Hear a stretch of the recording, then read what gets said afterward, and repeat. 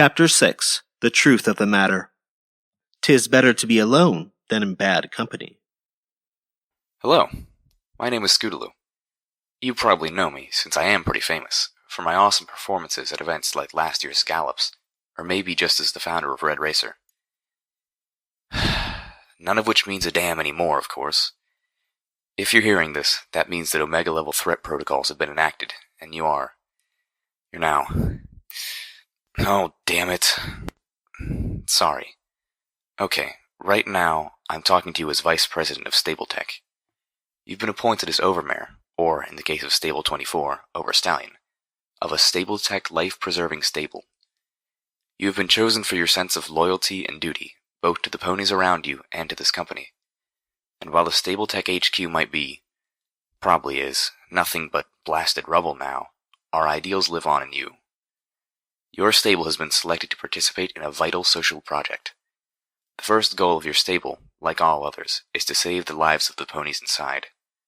But you also have a higher purpose, beyond saving the lives of individual ponies. We here at Stabletech understand that it doesn't do ponykind any good to save ourselves now, only to annihilate each other later. We must figure out where we went wrong. We must find a better way. And we must be ready to implement it as soon as possible once the stable doors open. And survive what our current leaders have managed to do to Equestria. Damn it. I really hope no pony ever has to hear this. Can't this all just be for nothing? They're really gonna destroy us all, aren't they? I'm sorry. Again, I'm totally off script. Where was I? Oh yeah. In short, Stabletech is working to ensure a more stable society for future generations. Inside the safe in your office, you will find a set of special instructions and objectives, as well as details on how your specific stable has been fitted to carry out your part. If at any point you believe that your part in the project is threatening the safety and security of the ponies in your charge, as a whole, you are to cease participation and take any necessary steps to rectify the situation.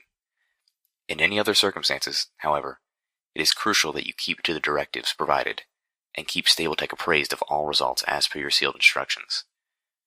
Thank you, from all of us, from all of Equestria. Thank you, and may some pony up there have pity on us all. Not the message I had been expecting.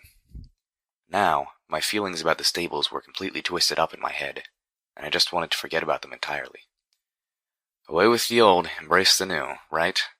I clapped my hoof on the computer again. Apple whiskey, another one of your specials, please.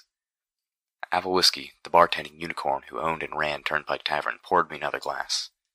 Then, as I watched, he lined up 7 apples on the counter. Beautiful golden apples, quite unlike the pale and flavorless ones back, not home, and waved his horn over them, magically transforming them one by one into bottles of the most delicious, pain-numbing, mind-easing fermented apple beverage. Beside me, Calamity clapped his hooves on the floor in applause, and several mares in the tavern let up a whoop. Dunno why I was surprised, I half-whispered, leaning near Calamity. The leader is a stallion, after all. Calamity's eyes perked up, and he gave me a look of shocked confusion. My leader? I don't have a leader. I couldn't tell whether he sounded more offended or worried. I hoof-waved. I heard him, over the sprite bot. When it wasn't being Watcher, that is. Calamity looked at me with deeper confusion, and then broke into a too riotous laugh. What? Red-Eye? He turned to the rest of the bar. Hey, Everpony! Little Pip here thought Red-Eye was our leader. The whole tavern joined in on the laughter. Good goodness, girl, cried one of the mares down to the counter from us. Red-Eye ain't nothing but a puffed-up prancer. Hell, I don't even listen to that broadcast. Not when DJ's on the dial. Huh? Yep, agreed a buck from a nearby table as he gathered a pile of bottle caps from his cross-looking companions, many of whom were looking at colorful squares in disgust. Just let old Red-Eye try and come out here and make New Appaloosa part of his so-called New World. I'll personally take all his unity and brotherhood and shove it right up his. Just deal, the pony next to him interrupted grumpily. So, I fought to shove new facts into the puzzle that was building in my head. The drinks were great for forgetting, but not so great for thinking. The not-Watcher voice on the sprite bot is Red-Eye, and he's not your leader? What's this Watcher stuff? The mare closest to me asked. Those sprite bots are just radios. Red-Eye can't actually watch ponies through them. They ain't cameras. She turned to Calamity. I mean, could you imagine if he could? Okay, now that I knew wasn't true. But apparently the fact that those sprite bots could be used to spy wasn't common knowledge. Watcher had tipped me off to something. One of the bucks from down the counter called out, "Hey, Apple Whiskey, put DJ on." Apple Whiskey looked up to the brown box on the top of one of the shelves, which had wires running through the speakers throughout Turnpike Tavern. With a slight glow of his horn, the radio turned on, and beautiful Mara's voice, possibly the sweetest I'd ever heard, or at least his close second to Velvet Remedy's, began to pour out of the speakers. "How did this happen? What have I done? I was only trying to help, but I caused so much pain. I wish I could hide, wish I could run. I wish I could find a way to do it all over again." The voice and the song she sang was so solemn and sad and filled with determination that it made my mind go to unhappy places. I soon felt like crying, and had to force myself not to. Figured more drink would help, so I finished mine and clopped for another. "I lost sight of the war while fighting my battles, and now I carry the weight of the world on my saddles." Oh, this was unbearable. My heart was breaking, and I wasn't even sure why. I grasped at a distraction. DJ. Who is DJ? The answers came fast, almost too fast for me to keep up with. It seemed every pony in the tavern had something to say. "DJ Pony, of course. There's always a DJ Pony. Best music in the equestrian wasteland." "Yeah, all what, 12 songs? 20? He's a ghoul pony, been around forever." "No, he's not. They keep changing. Back when I was a filly, DJ was a mare." "I hear he's a Pegasus. Got a station up in the clouds. That's how he always knows everything what's going on." "That's stupid. Every pony knows DJ Pony's station comes out of Tenpenny Tower in Manehattan Ruins." "He is too, a ghoul pony. He's been around since before the war." "I heard the original DJ Pony was actually a mare named Vinyl Scratch who was killed when the zebra balefire wiped out Manhattan. But her nephew was spared, being in Tenpony at all, and took up the mantle." "Well, I heard it was her sister." My head was spinning. Calamity was smirking at me. Leaning close, he whinnied, "There's always a DJ Pony." And in the background, the voice of seemingly infinite beauty and sadness cried out, "How can I fix this? How many times must I try? Please, this time, let me get it right." The music died away, and a voice came over the radio. "This is DJ Pony, and that was Sweetie Belle, singing about that one great truth of the wasteland. Every pony has done something they regret. And now, my little ponies, it's time for the news. Now, you ponies remember when I told you about those 2 ponies who crawled themselves out of stable 2? Well, I've been getting reports that one of those little ponies took out a radar nest in the heart of Ponyville, and saved several pony captives, including the beloved author of the Wasteland Survival Guide, Ditsy Doo. Hey kid, thanks, from all of us. And now the weather. Cloudy everywhere, with a chance of rain, gunfire, and bloody dismemberment." I didn't really hear the rest. I was too stunned. I was on the radio. DJ Pony was talking about me. My heart mixed with pride and panic, the latter quickly swallowing the former. I'd been outside less than a week, and I already had a reputation that was spreading across all of the equestrian wasteland. A reputation that built me up into some pony far more heroic and capable than I actually was. "One last thing. The other stable dweller was last seen out near Appaloosa. My prayers go out to that one. And that's the truth of the matter. Now, back to the music. Here's Sapphire Shores singing How the Sun Can't Hide Forever. From your lips to Celeste's ears, Sapphire." For a moment, everything seemed to stop. "What?" I turned to Calamity. "Near Appaloosa? I thought this was Appaloosa." Calamity snickered, still not done having fun with me over my wasteland ignorance. "No way, little Pip. This here's new Appaloosa. You can't have a new without having an old, now can you?" Then he quickly got serious. "Now you don't want to be going anywhere near old Appaloosa. You hear me? That's a slaver town." Apple Whiskey interrupted. "Well, there's no harm going up that way to trade. I sell a good bit of my trademark Apple Whiskey to those folk." I was stunned. Surely he was kidding. "You trade with slaver ponies?" "Yep. In fact, I got a train headed out that way on the morrow." I looked about with disbelief. "You trade With slavers? Calamity whispered in my ear. Why you think I never took up living here? It wasn't a question. Next morning, I found myself out in the continuing downpour, staring at the train and feeling not a little guilty that I'd spent the last evening helping load the flat cars as part of my training with Crane. That evening would have gone a bit differently had I known where these goats were headed. I can't talk you out of this, can I? Calamity stood next to me, checking the loads on his battle saddle. My head was thudding dully, the aftermath of too much apple whiskey, but I was thinking clearly. I knew this was foolish, but where there were slavers, there were slaves in need of rescue. I knew part of me was just trying to live up to my overblown reputation, but I'd also been captive of slavers, if only for a few hours, and I just couldn't ignore the fact that there were ponies up there who needed some pony to care enough to try and help them. No. Well, then I'm coming with you. Always wanted to take a shot at that damn place. Figure if there's two of us, might actually have a chance. His words left me feeling immensely relieved. I'll talk to Ditzy-Doo for supplies. Don't want neither of us to run out of ammo up there. Or food. We can take the train up the mountains and out over the desert, but chances are we'll be trotting back. I mulled that over and suddenly realized that even if we had our own supplies, what about any of the ponies that we rescued? And would they be in any state to make that kind of trip? Not that such questions deterred me at all, but I'd have to find a way to talk to the ponies pulling the train to wait for us, as we robbed the town they were trading with, no less.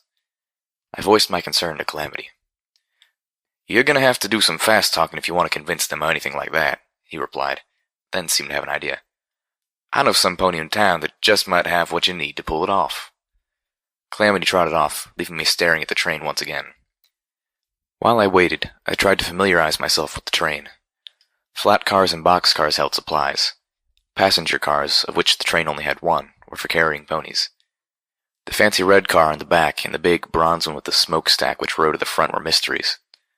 I knew nothing about the former, and the latter I only recognized from a similar train car and the hodgepodge construction of absolutely everything. Curious, I asked one of the puller ponies what the cars were for. He was happy to answer.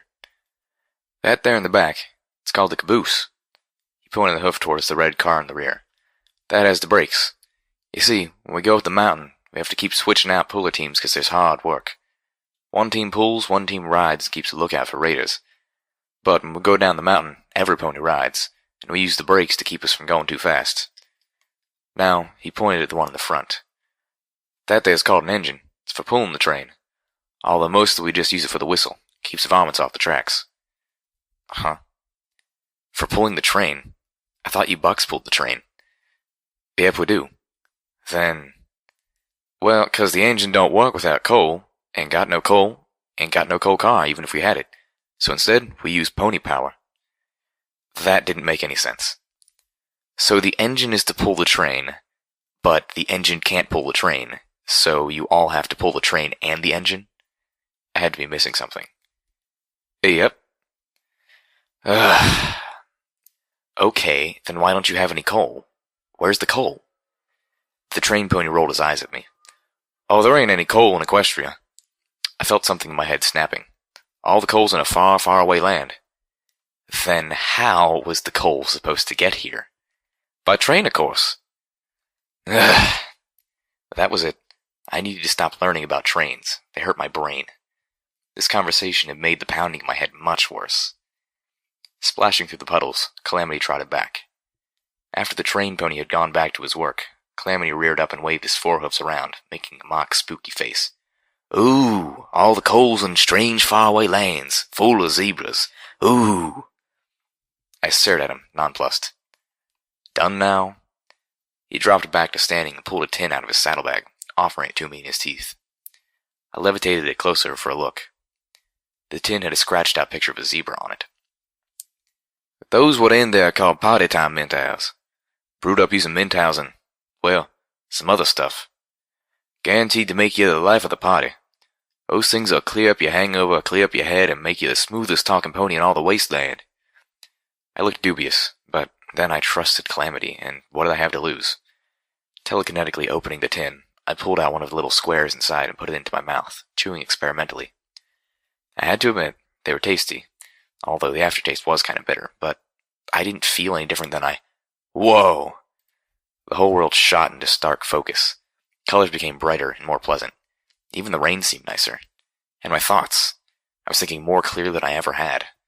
I was figuring things out like never could before. By Celestia, where had this wonderful stuff been all my life? I felt confident. Figuring out just what I needed to say would be easy.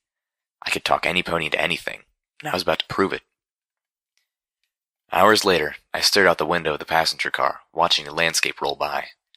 Or at least as much of it as I could see, considering the sky had darkened and the rainfall had escalated again. Remembering the rivulets running down the cliff face near Stable 24, I prayed the storm wouldn't cause us trouble when going up the mountain. Talking the train ponies into waiting for us had been easy, making up for the crash when that party time mental wore off, leaving me feeling half blind and horribly stupid without its help. It was all I could do not to eat another right away. In fact, I would have done so if Calamity hadn't snatched the tin away. Even now, I cast furtive glances at his saddlebags. Think of something else. I tried tuning into the DJ Pony station. It was barely audible through a haze of static. New Appaloosa, I figured, was near the edge of good reception. I tried another station on my pitbuck and found the music of the Sprite Bots. Calamity told me to turn it off. Staring out the window again, I found my mind drifting until it settled on, of all things, Ditsy-Doo. I was wearing my utility barding, now upgraded to be effective armor thanks to the strange but cheerful Pegasus School. That poor pony, I thought. Seeing her home obliterated and then turned into a rotted mockery of a normal pony and made to live with that memory for centuries. Raiders, slavers, she'd suffered at the hooves of both of them. Actually seen things that horrified me to contemplate. And as if that wasn't enough, as a ghoul pony, it was as if she had a magical sword hanging over her brain, waiting to drop. It was amazing that she wasn't a broken wreck of a pony. I remembered her smile, wondering how she could be happy. And then I got it. Calamity asked, "What's got you smiling like that all of a sudden?" I chuckled to myself, shaking my head. Laughter is a virtue. What now? I smiled, holding back a laugh of my own. Maybe not giggle laughter, and definitely not bwahaha laughter, but the kind of inside laughter that allows a pony to take everything this world throws at her and not lose. Joy. Maybe it was a little stretch to call that laughter, but it was definitely a virtue. I turned back to the window, my own spirits somehow higher than they had been in days. Lightning flashed outside. I gasped, jumping back from the window. I could have sworn I saw a head of a giant pink pony, the size of an Ursa Major, peering at me over the hilltop, grinning. "You ready?" Calamity shouted through the downpour. The train was approaching Appaloosa. Old Appaloosa, I noted. Calamity and I were standing on the rain-slick roof of the passenger car, wind whipping rain into our faces and pulling at our manes and tails. I nodded. Wrapping his forelegs around me, Calamity stretched out his wings and caught the wind. The storm snatched us up off the train, and Calamity began to steer us towards a ridge that overlooked the slaver town. The wind buffeted us, making me fearful that we would crash, but Calamity's course stayed true. We landed, and I immediately slipped and fell in the mud. Calamity barked a laugh. I shook really hard, flinging at least half of the mud onto him, and then laughed too. But then we stopped. Virtue or not, there was a time and a place for laughter, and this wasn't it. I floated my binoculars over to Calamity, and then pulled out the sniper rifle to peer down its scope at the collection of dilapidated wooden buildings, derailed boxcars, makeshift metal structures, and slave cages that made up old Appaloosa. The train was just pulling in. Between the darkness of the storm and the distraction of the train, there could never be a better time to sneak in. Through the sniper scope, I could make out the silhouettes of guards walking along catwalks that ran between the buildings and above the cages. In the cages, I could see slave ponies laying under the pouring rain, forlorn shapes in the storm. I felt a familiar pissedness taking hold. "Calamity, you stay up here. I'm heading down in." "I didn't come all this way to stay back." I levitated the sniper rifle to him. "You're my cover, and my quick exit if things go bad. Unless you think you'd be better at picking those locks, and I'd be better at flying you out." He clearly wasn't happy, but conceded my point. Pulling out little Macintosh and checking to make sure it was loaded, I started down the slippery ridge. I didn't want to have to use the gun, not that I was feeling particularly live and let live about slavers. It was just that for all the things little Macintosh was, it wasn't quiet. I was most of the way to the first set of cages when a flash of lightning illuminated the landscape starkly. If it hadn't, I would have been dead a moment later. As it was, I was merely screwed. Mines. All around the cages, the fucking slavers had scattered mines. The rain had washed away the dirt covering some of them, the orange metal casings reflecting the flash of light. There were surely more, but I had no idea how many, or where. After my session with Crane, I was much better at self-levitation, but that only got me to the fence. I was far less confident that I would have the power to levitate all the slaves to safety. "Hey, who's there?" A voice out of the darkness, the slaver pony. I wasn't the only pony to have seen something in that flash flight. Damn it. I scooted, moving as stealthily as I could. I hated to leave the slave pens, but I needed more time. If I shot, I'd bring the whole place down on me. If I tried to take out a slaver pony with my hoofs, I knew he'd be able to call for help before I took him down. So, instead, I decided to hide, slipping into the nearest shack. I immediately regretted it. The shack was only a few rooms, and from the one upstairs, I could hear what I really hoped was two slaver ponies going at it. I felt both embarrassed and disgusted.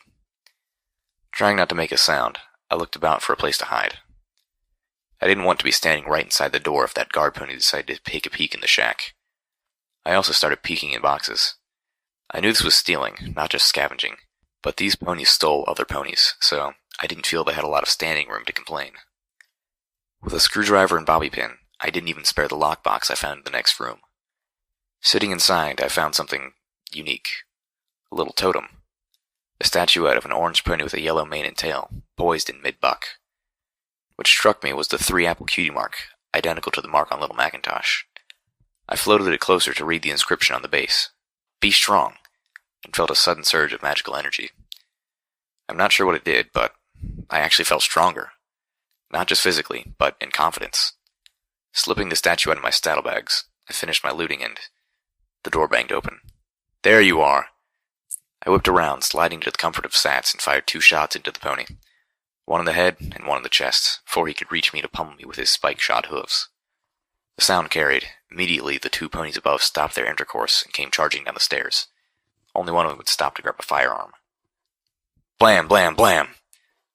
Little Macintosh roared like thunder. The slaver pony with the gun never even got a shot off. I reloaded as quickly as I could. Luna, damn it. Well, I was in it now. Fire blasted past me as I dove behind a rock. A flamethrower. This fucker was attacking me with a flamethrower. "Oh, I smell roasted pony for dinner," snarled the slaver with a flamethrower battle saddle. "How about a little barbecue?" I was seriously hoping he was just being awful, that these ponies weren't so depraved as to actually eat other ponies. Lightning flashed. Thunder boomed above me. I ran for cover behind a crazily tilted boxcar. Flame whooshed out behind me, catching my tail. With a yelp, I thrashed at a nearby puddle with it until the flames disappeared. Ow, ow, ow, ow, ow. Come out, wherever you are." Cringing back, I brought out the combat shotgun. Little Macintosh had finally run out of bullets 5 dead slavers ago. 2 of those had been unicorn slavers wielding shotguns, and now I was in no danger of running out of shotgun shells anytime soon. The flamer slaver stepped around the corner and got a faceful. He went down hard. Swiftly, I took what I wanted from the body, leaving the battle saddle behind. I had neither the natural aptitude nor the professional training to use a battle saddle, and I didn't need that kind of weight slowing me down. I looked around nervously for more attackers. Including the pony with the flamethrower and the 3 back in the first shack, I put down a total of 9 slavers. A lot, but by no means a town's worth. I was surprised that all the gunfire wasn't drawing a lot more attention. The thunderstorm might account for much of that, and these guys seemed to have a level of stupefying ego that prevented them from just running to get more help. But there had to be more at play than just dumb luck, dumber slavers, and the weather. Battling the slaver guards was pushing me closer to the huge multi-story barn at the heart of town. There was a lot of light pouring out from the windows, and a lot of noise. As I drew closer, I could hear music. I checked my pip-buck, but old Appaloosa appeared out of the range of every station except for one, the Spritebot station. How that station covered every place, I had no idea, although I suspected the Spritebots themselves might actually be acting as relays too. This music, however, was not that music. Going the front door would surely have been death, but creeping up the catwalks to a second-floor entrance proved safe.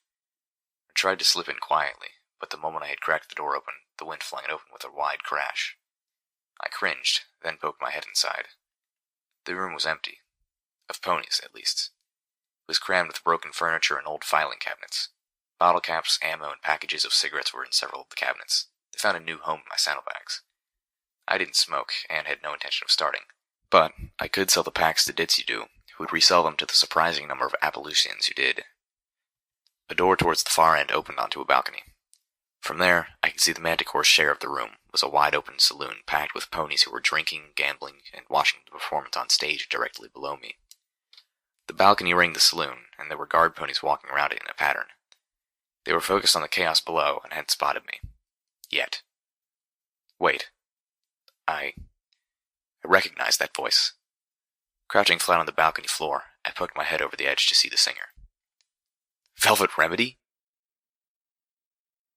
Footnote. Level up. New perk. Mighty Telekinesis Level 2.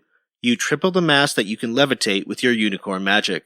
Effects are cumulative with Mighty Telekinesis Level 1, which is required in order to take this perk.